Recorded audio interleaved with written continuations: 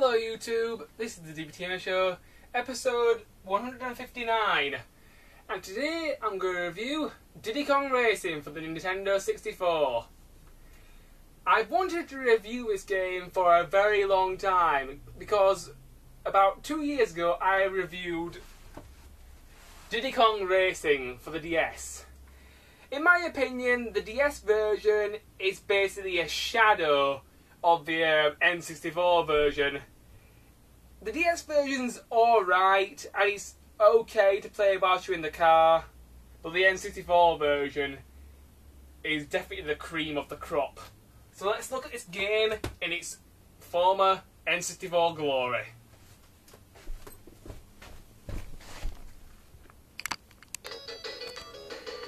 Okay, that's my Nintendo 64 setup, so let's start reviewing this awesome game.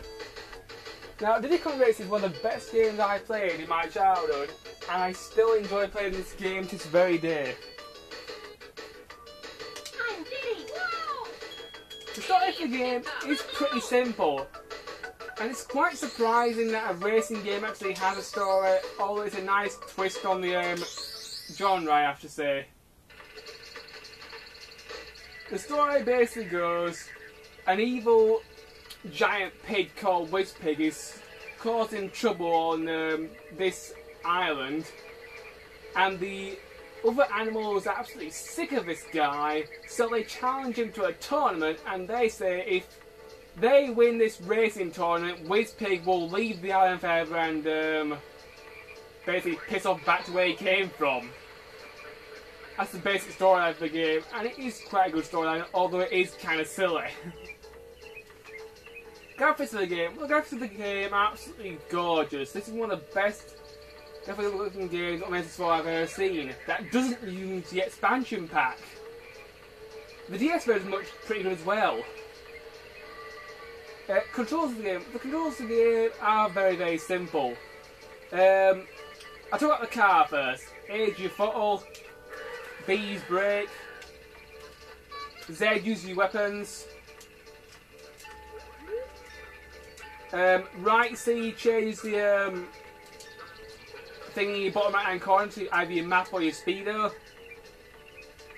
Up C changes your camera angle whilst you're racing on the island. Down C does nothing, and right C and left C doesn't seem to do that much. Control stick moves your car around for steering, and that's pretty much it.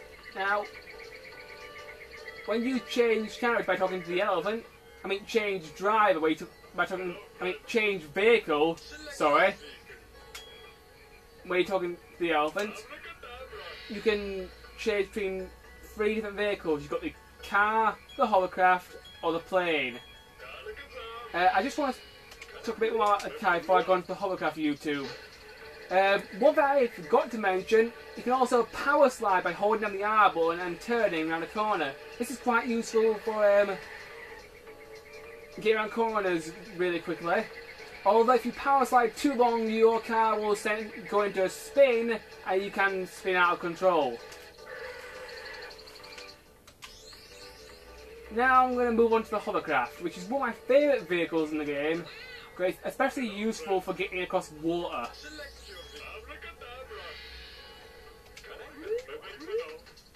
The hovercraft is quite a good vehicle, although just the same as in the DS version, the steering on the hovercraft is somewhat hard to master, and it will take you a while to get used to this thing. A long while. It operates very similar to the car. Control stick drives, A is throttle, B is brake, R makes you bounce. You can also power slide, which can somewhat help, but it can make turning sometimes a lot more difficult. Z uses like right C still does the same, up C zooms in and out, left C does the same, and down C does the same.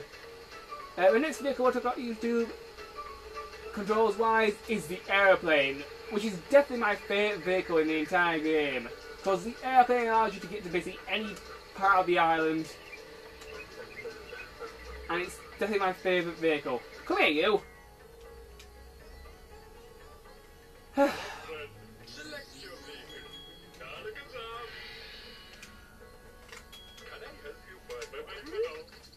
airplane is definitely my favourite vehicle throughout the game.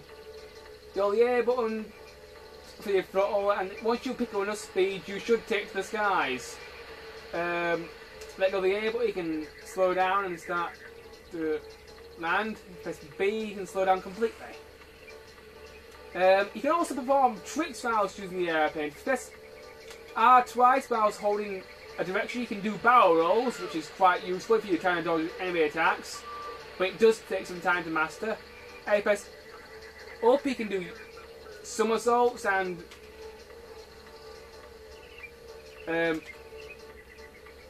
U-turns, but these are pretty much useless and don't really help that much, but they're quite good if you want to do a trick at the end of the race just for a victory dance. Firing weapons is exactly the same as the other vehicles. You can still change from map to speedometer. Driving is still done with the stick. Although the controls are inverted, up is down and down is up, just like a real plane. This may take some time to get used to if you're used to up being up and down being down. The controls for the game work really well, but they do take a little bit of time to master, especially if you're driving the plane or the hovercraft. Music of the game. The music of the game is pretty good. There's some quite nice tracks in the game, and they've all got a really nice beat to them, I think. Gameplay of the game. It's a racing game, but with a few differences. When I first played this game as a kid, I used to describe it as an adventure racing game, because as well as racing bosses and characters, you also explore a giant overworld, kind of like you did in Mario 64 or Banjo-Kazooie. So I really liked the overworld. Good about the game. Well, good about the game is definitely the gameplay. The gameplay is very good. It's a heck of a lot of fun. The DS version is inferior to the original in my opinion, but the DS version is still fun. The other thing that's really good about this game is the story. The story is quite funny. Another thing that's really good is the cutscenes. They're also quite funny. One of my favourite things about this game is definitely all the different vehicles that you can use throughout the main story. It's really nice to have a different change of pace every once in a while and hop in an airplane and take to the skies. There's lots of different characters as well. Some of these characters also appear in other Rareware games. Let me just talk about each one just for a little while. You've got Crunch from Donkey Kong. He's a pretty good driver. Unfortunately, in this version of the game, you can't look at the driver's stats, but it doesn't really matter that much.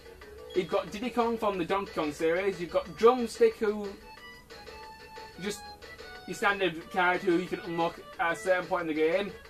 You've got Bumper, who's a pretty good character. You've got one of my main favourites, Banjo from Banjo-Kazooie. And then you got Conker from Conker's Bad Fur Day. Although the Conker in this game has a pretty strange voice. It's definitely the voice from Conker's Bad Fur Day, but it's still a pretty good character. Then you got my favourite, Tip Top, the Turtle. Best driver in the game. I love this guy. My sister's favourite is Pipsy, the little koala bear. My sister's second favourite is Timber the Tiger. There's also one more character called TT, and he's quite difficult to get and I haven't unlocked him just yet. But most of the drivers are good, depending on how you want to play the game.